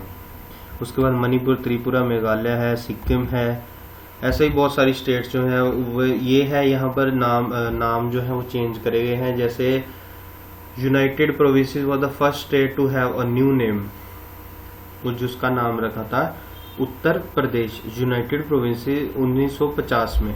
उसके बाद मद्रास का जो नाम 1969 में था वो तमिलनाडु कर दिया गया। 1973 में मैसूर का नाम जो वो कर्नाटका कर दिया गया। ऐसे ही हमारे बहुत सारे नाम जो है वो चेंजेस हमारे पास हम देख सकते हैं। उसके बाद हमारे पास आता है सिटीजनशिप। सिटीजनशिप में हम सिटीजनशिप ले सकते हैं, बहुत सारे रूल्स हैं हमारे पास। जैसे आर्टिकल 15 से शुरू हो जाता है सिटीजनशिप के जो राइट्स हैं, आर्टिकल्स हैं 15, 16, 19, 29, 30 हम आर्टिकल देख सकते हैं यहाँ पर सिटीजन्स के। और जो प्रोविजंस दी गई हैं यहाँ पर सिटीजन की, जैसे कि कोई भी पर्सन जो है उसका डोमिसाइल जो है, मतलब कि उसका जो रेजिडेंशियल सर्टिफिकेट जो है वो इंडिया का है, वो सभी ही 3 कंडीशन फुलफिल करेगा। जैसे कि वो इंडिया में बॉर्न हुआ हो, या उसके पेरेंट्स जो है वो इंडिया में बॉर्न हुआ हो, या फिर जो वो इंडिया का रेजिडेंस हो 5 साल तक, जब तक कॉन्स्टिट्यूशन ऑफ इंडिया जो है वो कमेंसमेंट हुआ था। यानी कि 26 नवंबर 1949 के बाद अगर वो 5 साल इंडिया में रहा है तो उसको इंडियन जो है वो डोमिसाइल मिल जाएगा। ऐसे अलग अलग हमारे पास प्रोविजन दी गई हैं, आप इसको रीड कर सकते हैं। उसके बाद सिटीजनशिप एक्ट आता है 1955 में, जो कि प्रोवाइड करता है कि जो सिटीजनशिप की जो है बहुत सारी अमेंडमेंट्स जो है उसमें भी प्रोवाइड करता है। उसके बाद ये सारे एक्ट्स हैं सिटीजनशिप के 1957, 60, 85, 86, 92, 2003, 2005, 2015। उसके बाद ये जो सिटीजनशिप जो है वो डिफरेंट पार्ट्स में हो गई है। जैसे बाय बर्थ है, जैसे कि आप बर्थ यहाँ पर लेते हैं, अगर पाकिस्तान में बर्थ लेते हैं तो उसके अलग अलग प्रोविजन दी गए हैं यहाँ पर। बाय डिसेंट, जैसे कि आप इंडिया आते हैं यहाँ से, मतलब कि 10 दिसंबर 1992 से अगर आप इंडिया से बाहर हैं, और अगर आपके जो फादर जो मदर जो है, पेरेंट्स जो है वो सिटीजन ऑफ इंडिया के हैं, तो आपको जो सिटीजनशिप है जो मिल सकती है। फिर बाय रजिस्ट्रेशन है, रजिस्ट्रेशन में बहुत सारे पॉइंट्स हैं, आप इसको रीड कर सकते हैं, छोटे छोटे पॉइंट्स हैं, आप इसको रीड कर सकते हैं। जैसे कि इसमें अगर नेक्स्ट पार्ट में बताया गया है जैसे लॉस ऑफ सिटीजनशिप, जैसे कोई भी एनआरआई बन जाते हैं, नॉन रेजिडेंशियल इंडियन, जो फॉरेन चले जाते हैं, अगर उनको पीआर मिल जाती है, वहाँ की फॉरेन सिटीजनशिप मिल जाती है, तो इंडियन सिटीजनशिप जो है उनकी वो खत्म हो जाएगी। उसमें भी अलग अलग प्रोविजंस दी गई है हमारे पास। जैसे सिंगल सिटीजनशिप है, अब जैसे मैं आपको बताया, आपको इंडिया में सिंगल सिटीजनशिप ही चलती है। और ये ओवरसीज का बताया गया है, रजिस्ट्रेशन बताई गई है सिटीजनशिप की, तो आप इसको भी रीड कर सकते हैं, ओवरव्यू ले सकते हैं। उसके बाद ये हमारे पास चार्ट प्रोवाइड करा गया है कि कौन सा जो एनआरआई है जो है वो पीआईओ है, जैसे पर्सन ऑफ इंडिया ओरिजिन जो है, जैसे जो भी इंडियन ओरिजिन होते हैं यहाँ से बाहर जाते हैं स्टडी के में, और जो स्टडी वहाँ पर करते हैं तो वहाँ के एनआरआई होते हैं, जैसे उनको मिल जाती है तो वो रजिस्टर्ड ओवरसीज सिटीजन होते हैं। उसके बाद ये हमारे पास एलिजिबिलिटी क्राइटेरिया है, इन्होंने प्रोवाइड करा गया है, उसको भी देख सकते हैं। कैसे अप्लाई करें सिटीजनशिप का वो भी आप देख सकते हैं, इसमें बहुत अच्छे से अप्लाई किया गया है। और फीस जो है और बेसिक स्ट्रक्चर जो है उसका एप्लीकेशन का या कोई भी रेजिग्नेशन का, तो आप वहाँ से देख सकते हैं।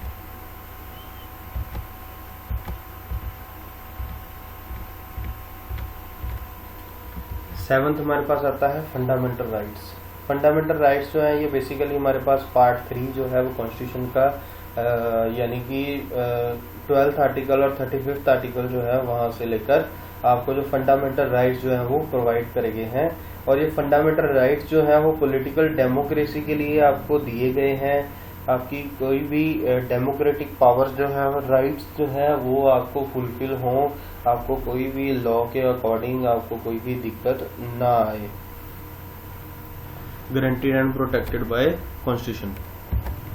उसके बाद ये हमारे पास फंडामेंटल राइट्स हैं, हमारे पास 7 फंडामेंटल राइट्स हैं जिनके सब पार्ट्स हैं और आप उनको अकॉर्डिंगली नोट कर सकते हैं। उसके बाद ये फीचर्स आ जाते हैं हमारे पास फंडामेंटल राइट्स के, तो आप फीचर्स को नोट कर सकते हैं। जैसे फीचर्स मैं आपको ब्रीफ बता देता हूँ। जैसे कि कोई फीचर्स जो है वो पर्सन जो है वो सिटीजन है या फॉरेनर है उसके फंडामेंटल राइट्स अलग होंगे। अगर कोई भी जैसे क्वालिफाइड है या नॉन क्वालिफाइड है उसके फंडामेंटल राइट्स अलग होंगे। ऐसे ही सारे राइट्स जो हैं वो आपको आर्टिकल्स के बेसिस पर आपको मिल जाएंगे। उसके बाद ये लॉज हैं और fundamental rights according to law जैसे बनते हैं हमारे पास, और ये फंडामेंटल राइट्स आपको आगे दिए गए हैं। जैसे कि साथ हमारे पास फंडामेंटल राइट्स हैं, जैसे 14 to 18 आर्टिकल्स हैं।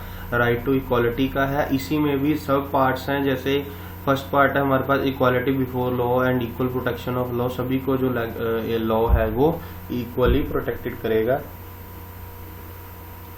उसके बाद बी जो है वो हमारे पास है कि कोई भी किसी को भी डिस्क्रिमिनेट नहीं कर सकता on the basis of religion पे, उसके कास्ट पे, सेक्स पे, कलर पे, या जहाँ वो जन्मा है वहां पर। थर्ड है इसमें इक्वालिटी अपॉर्चुनिटी ऑफ एम्प्लॉयमेंट की, जैसे कि आप अगर कहीं पर एडमिशन लेने जाते हैं, आपको कोई भी ये कि नहीं कह सकता कि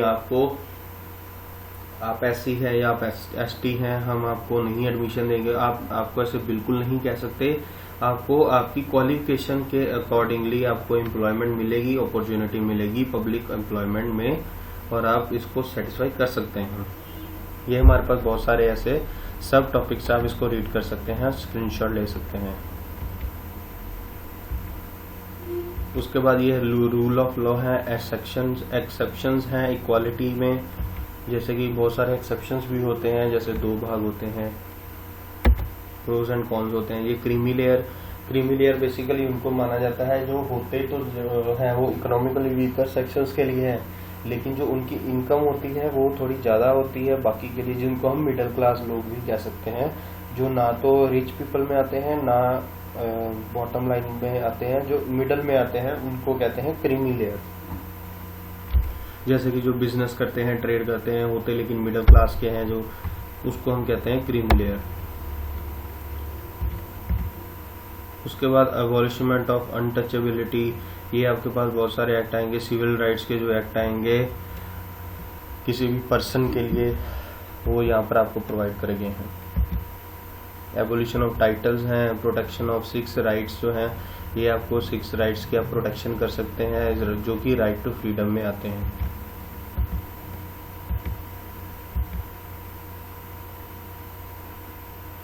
ये जो है कि आपके पास जो आप प्रोटेक्शन कर सकते हैं, आपको अगर ऑफेंस करा गया है तो आप अपनी प्रोटेक्शन जो है वो कर सकते हैं इजीली।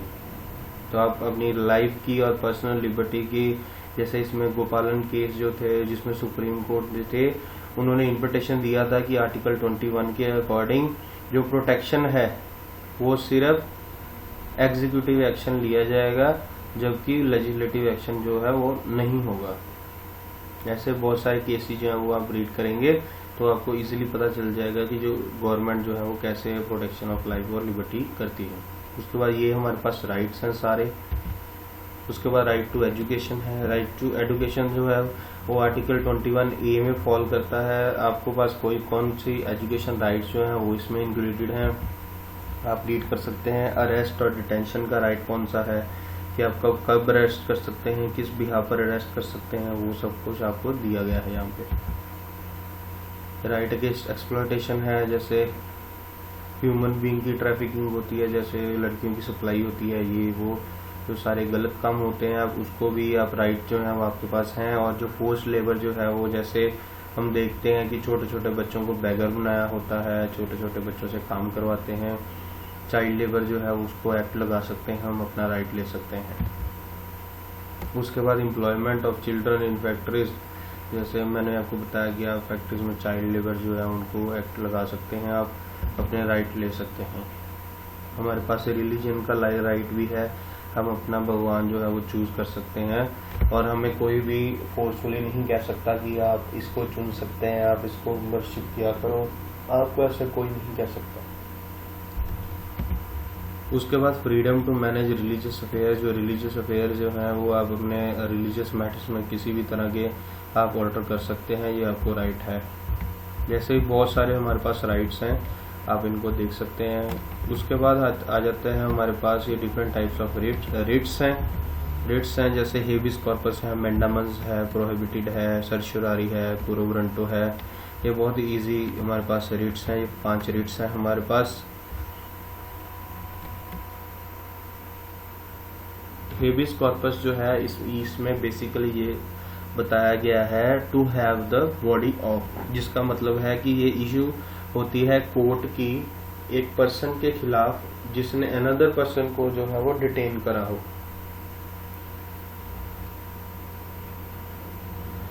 जैसे कि अगर एक पर्सन ने किसी दूसरे पर्सन को अगर डिटेन करा है तो उसमें वो केस डाल सकता है और कोर्ट जो है वो एग्जामिन करेगा क्या कॉज था उसकी, डिटेंशन जो है उसकी लीगैलिटी चेक करेगा, उसके बाद जो है वो उसको रिट जो है वो दायर हो जाएगी।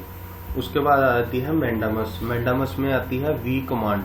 वी कमांड का मतलब होता है जैसे कि कोई भी कोर्ट है वो कमांड इशू करता है और पब्लिक ऑफिशियल को, जैसे कि कोई भी पब्लिक ऑफिशियल जो है वो अपना काम ठीक से नहीं कर रहा तो उसको अपनी कमांड दे सकता है कि आप कोई भी अपना काम जो है वो सही से नहीं कर रहे हैं, आप इशू जो अगेंस्ट जा रहे हैं गवर्नमेंट के रूल्स के। उसके बाद आता है प्रोहिबिशन के। प्रोहिबिशन के में इसमें बताते हैं हमें टू फॉरबिड। इसका मतलब है जो हायर कोर्ट है वो लोअर कोर्ट को डांट लगा सकता है कि आपकी ज्यूरिसडिक्शन जो है वो अपना सही नहीं चल रही है, या उसको बता सकता है कि आप अपने डॉक्यूमेंट्स जो है वो सबमिट करें, हमें आपकी प्रोग्रेस दिख नहीं रही, ऐसे वो रिट दायर कर सकते हैं। उसके बाद आ जाती है हमारे पास सर्च्योररी। सर्च्योररी का मतलब होता है टू बी सर्टिफाइड और टू बी इन्फॉर्म्ड। ये भी वैसे ही है जैसे हाई कोर्ट जो है वो लोअर कोर्ट को अपना रिट डाल सकता है। जो भी केस पेंडिंग है अगर लोअर कोर्ट में, तो वो केस के जो लेटर्स जो हैं वो जो प्रोसीडिंग्स जो हैं वो केस की वो सेंड करते हैं जो लोअर कोर्ट है वो हायर कोर्ट को, और उनमें जो है वो जुरिसडिक्शन प्रॉपर्ली वर्क करती है। उसके बाद आता है क्वो वारंटो। क्वो वारंटो का मीनिंग होता है बाय व्हाट अथॉरिटी और वारंट। ये जो रिट होती है ये हम लीगैलिटी के लिए यूज कर सकते हैं। जैसे कि जो पर्सन होता है अगर उसको पब्लिक ऑफिस में हम देखते हैं, जैसे कि अब हम पूछ सकते हैं कि आप किस अथॉरिटी से आप यहाँ पर बैठे हैं या आप कुछ कर रहे हैं, हम उसके अकॉर्डिंग जो है पब्लिक ऑफिसर के रिट डाल सकते हैं। और ये जो है ये मिनिस्ट्री ऑफिस और प्राइवेट ऑफिस के लिए रिट नहीं होती, ये आप जरूर ध्यान रखिए। उसके बाद आर्म्ड फोर्सेस और फंडामेंटल राइट्स हैं, उनमें अलग अलग फंडामेंटल राइट्स आपको दिए गए हैं। जैसे मार्शल लॉ जो है नेशनल इमरजेंसी के दौरान वो कैसे काम करते हैं, क्या क्या उनमें चेंजेस आती हैं, ये सारा प्रोवाइड करा गया है। उसके बाद इफेक्ट्स आते हैं फंडामेंटल राइट्स के। तो यहाँ पर बहुत सारे इफेक्ट्स हैं यहाँ पर जो हमें देखने को मिलते हैं। नेक्स्ट हमारे पास है directive principles of state policy. Directive principles जो हैं ये हमारे पास, मैंने आपको जैसे बताया कि जो प्रिंसिपल्स हमें प्रोवाइड करे गए हैं ताकि कॉन्स्टिट्यूशन ऑफ इंडिया जो है वो इजीली रन हो, स्मूथली रन हो, इनको जैसे बताया गया है। जैसे कि देख रहे हैं हम फीचर्स जो है डायरेक्टिव प्रिंसिपल के, यहाँ पर आप फीचर्स भी देख सकते हैं कि जैसे स्टेट जो है वो अपने माइंड में रखे जो पॉलिसीज हैं, जो लॉज हैं जो इनेक्ट किए हैं उनको अपने माइंड में रखें और उसी हिसाब से पॉलिसीज और प्रिंसिपल्स के ऊपर चलकर आप अपना काम करें। उसके बाद ये हमारे पास पॉइंट्स आते हैं, ये क्लासिफिकेशन आती है, सोशलिस्ट प्रिंसिपल्स आते हैं, गांधीयन प्रिंसिपल आते हैं, जैसे पंचायती राज की ऑर्गेनाइजेशन कैसे करनी है, उसको ऑर्गेनाइज कैसे करना है। उसके बाद ये डायरेक्टिव प्रिंसिपल जो नए आए हैं जिनमें अमेंडमेंट करी गई है, जैसे 39 आर्टिकल में था, जैसे कि अपॉर्चुनिटीज जो थी जो हेल्थ डिपार्टमेंट के लिए थी चिल्ड्रन की, उनमें भी अमेंडमेंट करी गई है। जैसे जो अमेंडमेंट है वो है 39A, जिसमें कि बताया गया है इक्वल जस्टिस और फ्री लीगल एड पुअर के लिए हमने प्रोवाइड करनी है। तो ऐसे बहुत सारे डायरेक्टिव प्रिंसिपल्स हैं हमारे पास जो आते हैं। उसके बाद क्रिटिसिज्म भी आता है, जैसे कि no legal force can be do this, utility आती है कि कैसे यूटिलाइज होता है डायरेक्टिव प्रिंसिपल। ऐसे ही बहुत सारे फंडामेंटल राइट्स और डायरेक्टिव प्रिंसिपल, इस पर क्वेश्चन भी आ जाता है, conflict between fundamental rights and directive principle. तो आप इसको रीड कर सकते हैं, आपको पता लग जाएगा। उसके बाद ये हमारे पास फंडामेंटल राइट्स और डायरेक्टिव प्रिंसिपल के अकॉर्डिंग हमें चार्ट दिया गया जिसमें डिस्टिंग्विश करते हैं ये। उसके बाद ये इम्प्लीमेंटेशन आती है डायरेक्टिव प्रिंसिपल की, हम इम्प्लीमेंटेशन देख सकते हैं। और ये डायरेक्टिव प्रिंसिपल जो है वो पार्ट 4 के आउटसाइड जाकर कैसे काम करते हैं वो भी हम देख सकते हैं इसमें। तो नेक्स्ट में हमारे पास है फंडामेंटल ड्यूटीज। फंडामेंटल ड्यूटीज हमें बेसिकली बताते हैं कि जो इंडियन कॉन्स्टिट्यूशन है इसमें क्या क्या हमारे पास ड्यूटीज जो हैं जो फंडामेंटली हमें प्रॉपरली रन करनी है, और जो डायरेक्टिव प्रिंसिपल के साथ जुड़कर हमें जो ड्यूटीज जो है वो भी फॉरवर्ड करनी है। उसके बाद स्वर्ण सिंह कमेटी रिकमेंडेशन जो है वो कमेटी रिकमेंड करती है अपने फंडामेंटल राइट्स जो है, जैसे कि 3 तो थे जो कि पार्लियामेंट जो है वो ऐसी पेनल्टी और पनिशमेंट जो है वो प्रोवाइड करे जो कि रिफ्यूज करता है कोई भी ड्यूटीज करने में, और जो भी ड्यूटी जो है वो उसको रिपेल करता है, उससे दूर भागता है।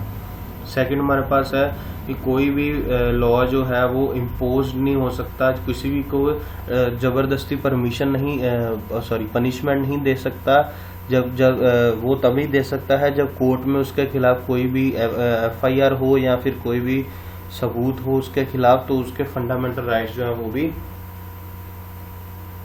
अफेक्ट नहीं होंगे। उसके बाद टैक्सेस की ड्यूटीज जो है वो आपको पे करनी पड़ेगी, जो फंडामेंटल ड्यूटीज आप जानते हैं सिटीजन की हैं, जो हम क्योंकि हमारी जो इकोनॉमी जो है वो प्रॉपरली रन हो। उसके बाद ये हमारे पास लिस्ट है फंडामेंटल ड्यूटीज की, आप लिस्ट भी देख सकते हैं। डिफरेंट टाइप्स ऑफ फीचर्स भी हैं फंडामेंटल ड्यूटीज के। यहाँ पे क्रिटिसिज्म भी करा जाता है, जैसे कि ये फंडामेंटल ड्यूटीज हमारे पास ये हमें रिस्ट्रिक्ट करती है, हमारे करेक्टर जो है वो नॉन जस्टिसेबल करेक्टर बन जाता है, ऐसे ऐसे बहुत सारे क्रिटिसिज्म करते हैं। उसके बाद ये सिग्निफिकेंस भी आती है फंडामेंटल ड्यूटीज की, जो तो आप सिग्निफिकेंस जो है वो पॉइंट्स पढ़ सकते हैं। उसके बाद वर्मा कमेटी जो है उसके भी यहाँ पर रिव्यूज देते, ऑब्जर्वेशन दी थी, तो वर्मा कमेटी के भी यहाँ पर पॉइंट्स जो है वो आप कवर कर सकते हैं।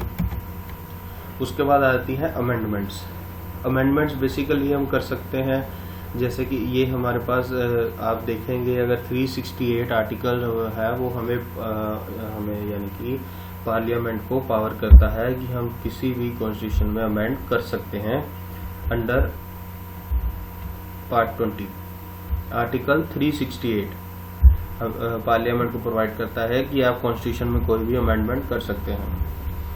जैसे यहाँ पर बताया गया है कि प्रोसीजर क्या है अमेंडमेंट का, कि यहाँ पर जैसे अमेंडमेंट जो होती है वो बिल के थ्रू होती है, कि एक जो प्रपोजल जो है वो इंट्रोडक्शन करना पड़ता है बिल का ईच हाउस ऑफ पार्लियामेंट में, जो कि सिर्फ पार्लियामेंट में होता है, स्टेट लेजिस्लेटिव में नहीं होता, स्टेट में नहीं होता, सेंटर का ही होता है। और जो बिल जो है वो इंट्रोड्यूस करना पड़ता है या फिर मिनिस्टर करेगा या फिर कोई प्राइवेट मेंबर, और इसमें कोई भी प्रायर जो है परमिशन नहीं लेनी पड़ती प्रेसिडेंट की, कोई भी आपको परमिशन नहीं लेनी पड़ती। जैसे अगर आपने कोई भी बिल जो है वो इंट्रोड्यूस करना है तो आप या तो आप मिनिस्टर होने चाहिए या तो आप कोई प्राइवेट मेंबर होने चाहिए, और आपको कोई भी परमिशन पहले से लेने की जरूरत नहीं है। और ये जो बिल है वो स्पेशल मेजोरिटी से पास होना जरूरी है, जिसका मतलब है कि 50% मेंबर जो है उसके अबव मोर देन 50%, जैसे कि जो टोटल मेंबर जो है हाउस के और उनकी मेजोरिटी जो है वो 2/3 मेंबर्स ऑफ हाउस की जो प्रेजेंट और वोटिंग कर सकते हैं। उसके बाद दोनों हाउस में से जो दोनों हाउस जो है उनमें बिल जो है वो पास सेपरेटली होगा, जैसे लोअर हाउस है, अपर हाउस है, उसके बाद जो है वो सीधा जाता है प्रेसिडेंट के पास। ऐसे ही हमारे पास जो है वो प्रोसीजर जो है अमेंडमेंट का, यहाँ पर टाइप्स हैं अमेंडमेंट्स की, जैसे स्पेशल मेजोरिटी की अमेंडमेंट्स हैं, सिंपल मेजोरिटी की हैं, बहुत सारी टाइप्स हैं हमारे पास। और यहाँ पर जो अमेंडमेंट्स जो हैं वो भी हमें दिखाई गई हैं, जैसे कि आप क्या कौन कौन सी कर सकते हैं। अगर आप सिंपल मेजोरिटी कर सकते हैं तो उसमें कौन कौन सी करते हैं, अगर स्पेशल मेजोरिटी की करना चाहते हैं तो उसमें कौन कौन सी करना चाहते हैं। उसके बाद आ जाता है हमारा basic structure of constitution. Basic structure इसमें हमें बताता है कि हमारे कॉन्स्टिट्यूशन का जो है बेसिक स्ट्रक्चर क्या है, जिसके ऊपर ये सारी जो कॉन्स्टिट्यूशन जो है वो रन होती है। हमारी जो पार्लियामेंट है वो रन होती है, upper house, lower house, president, ये सारे जो गवर्नमेंट ऑफिशियल्स हैं वो कैसे रन होते हैं, ये सभी हमें इसमें प्रोवाइड करे गए हैं बेसिक जो है इसका स्ट्रक्चर। उसके बाद यहाँ पर आपको छोटे छोटे केसेस भी मिलेंगे, जैसे गोलकनाथ केस है 1967 का, सुप्रीम कोर्ट ने रिवाइज करा गया था कि जो कॉन्स्टिट्यूशन वैलिडिटी है जो 7th अमेंडमेंट की थी 1964 की, उसको थोड़े से मतलब कि काफ़ी सारे स्टेट्स में जो है वो प्रोवाइड करी गई थी 9th शेड्यूल के अकॉर्डिंग। ऐसे ही आपको केसेस दिए गए हैं यहाँ पर। आपको केशव नंदा भारती केस भी याद होगा अगर आपने पढ़ा होगा तो। उसके बाद यहाँ पर हमारे पास एलिमेंट्स आते हैं कि एलिमेंट्स कौन कौन से हमारे पास। एलिमेंट्स हमारे पास सुप्रीमेसी ऑफ कॉन्स्टिट्यूशन है कि कॉन्स्टिट्यूशन जो है वो हमारा सबसे सुप्रीम है, लॉज हैं, प्रिंसिपल्स हैं, यूनिटी है, जुडिशियल्स हैं, सेकुलर करेक्टर है, ये सभी हमारे पास जो है ये एलिमेंट्स है इसके। उसके बाद अगर ये आपको कोई भी जो केसेस जो है उनको उसके बारे में आपको नहीं पता तो आप यहाँ से चार्ट जो है उसका स्क्रीनशॉट भी ले सकते हैं और आपको पता लग जाएगा कि यहाँ पर किसके विरुद्ध कौन था और कौन सा केस किस ईयर में आया। जैसे नोट्स एंड रेफरेंसेस में भी आप देख सकते हैं।